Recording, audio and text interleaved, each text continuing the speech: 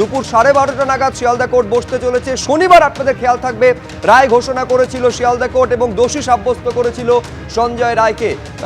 9 August RG Kar মেডিকেলে ঢুকে on duty চিকিৎসককে আক্রমণ করেন সঞ্জয় রায়। শিয়ালদা কোর্টের বিচারক এই কথা বলেছিলেন, আপনার দোষ প্রমাণিত। গলা টিপে ধরে মুখ চেপে খুন করেন, ভারতীয় ন্যায় সংহিতার 3টি ধারার উল্লেখ করে তার অপরাধ প্রমাণিত বলেছিলেন বিচারক দাস। তখন সঞ্জয় রায়ের তরফে বারবার নিজেকে নির্দোষ বলে দাবি করা হয়। সঞ্জয় রায় বলেন, যদি আমি অপরাধ করতাম, ধর্ষণ এবং খুনের ঘটনা, আমার গলায় রুদ্রাক্ষের মালা রয়েছে, ধস্তাধস্তিতে ছিঁড়ে যেত, কিন্তু সেইটা হয়নি। তখন সঞ্জয় রায়কে থামিয়ে দিয়ে বিচারক দাস বলেন, আপনার সব কথা আমি সোমবার শুনবো, শাস্তি আপনাকে পেতেই হবে, এই কথা বলেছিলেন শিয়ালদা কোর্টের বিচারক। আজকে শাস্তির কি ঘোষণা করবেন নিঃসন্দেহে সেদিকে নজর রয়েছে। শনিবার তিনি জানিয়ে দিয়েছিলেন সর্বনিম্ন সাজা যাবজ্জীবন কারাদণ্ড এবং সর্বোচ্চ মৃত্যুদণ্ড। আজকে কি ঘোষণা করবেন সেদিকে নজর রয়েছে। সিবিআই আজকে কি বলবে, তার কারণ দুপুর 2টো নাগাদ সাজা ঘোষণা করতে পারেন, সাজা ঘোষণার সম্ভাবনা রয়েছে দুপুর 2টো নাগাদ শিয়ালদা কোর্টের। এবং আজকের এই অত্যন্ত সংবেদনশীল এবং হাই প্রোফাইল কেসকে ঘিরে নিশ্চিদ্র নিরাপত্তায় মুড়ে ফেলা হয়েছে শিয়ালদা কোর্ট চত্বর। ত্রিস্তরীয় নিরাপত্তা বলয় তৈরি করা হয়েছে।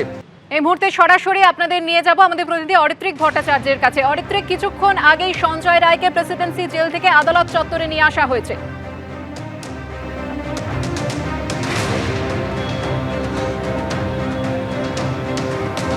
একেবারে তাই, দেখুন মোটামুটি 10টা 40 নাগাদ সঞ্জয় রায়কে নিয়ে এখানে পুলিশ প্রবেশ করে, তাকে কোর্ট লকআপে রাখা হয়েছে। আমরা ঢোকার সময় যেটা দেখলাম, একেবারে কড়া নিরাপত্তার চাদরে পুরো জায়গাটাকে মুড়ে ফেলা হয়েছিল।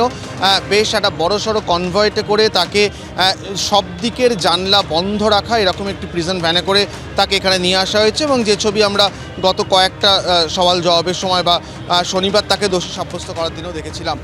আপাতত তাকে কোর্টরুমে রাখা, এই কোর্টের যে লকআপ রয়েছে সেখানে রাখা হয়েছে। কিছুক্ষণ পর তাকে কোর্টরুমে নিয়ে যাওয়া হবে এবং তারপর আজকের যে বিচার বা রায়দানের যে পদ্ধতি সেটা কিন্তু শুরু হবে। যেমনটা শনিবারই বিচারক জানিয়েছিলেন, আজকে সঞ্জয় রায় বলার সুযোগ পাবেন, আত্মপক্ষ সমর্থনের সুযোগ পাবেন। সেক্ষেত্রে তিনি দোষী সাব্যস্ত হওয়ার পরেও তার কি বক্তব্য থাকবে সেদিকে যেমন নজর থাকবে, কারণ তিনি বারবার বলেছেন তিনি নির্দোষ। তিনি দাবি করেছেন তাকে যা করতে বলা হয়েছে তিনি তাই করেছেন। সেক্ষেত্রে তিনি এ বিষয়ে আর কি বলেন সেদিকে নজর থাকবে এবং তারপর রায়দান পদ্ধতি এবং যেমনটা তুমি বলছিলে যে অবশ্যই গোটা রাজ্য শুধু নয় গোটা দেশ এই মামলার দিকে চোখ রেখেছে। সেক্ষেত্রে কি নির্দিষ্ট রায় দেওয়া হবে ইতিমধ্যে আমরা জানি। বিচারক শনিবার সঞ্জয় রায়কে বলেছেন যে আপনি দোষী, আপনাকে শাস্তি পেতেই হবে এবং যে অপরাধে তিনি দোষী, যে যে ধারা সেখানে দেওয়া হয়েছে সেক্ষেত্রে সর্বোচ্চ মৃত্যুদণ্ড এবং সর্বনিম্ন হাজতবাস সেটা কিন্তু রয়েছে এবং তার মধ্যে কোন শাস্তি তাকে দেওয়া হয় সেদিকেও নজর থাকবে সঞ্জয় রায় আত্মপক্ষ সমর্থনে ঠিক কী বলেন আজকে আদালত কক্ষে। ধন্যবাদ অরিত্রিক।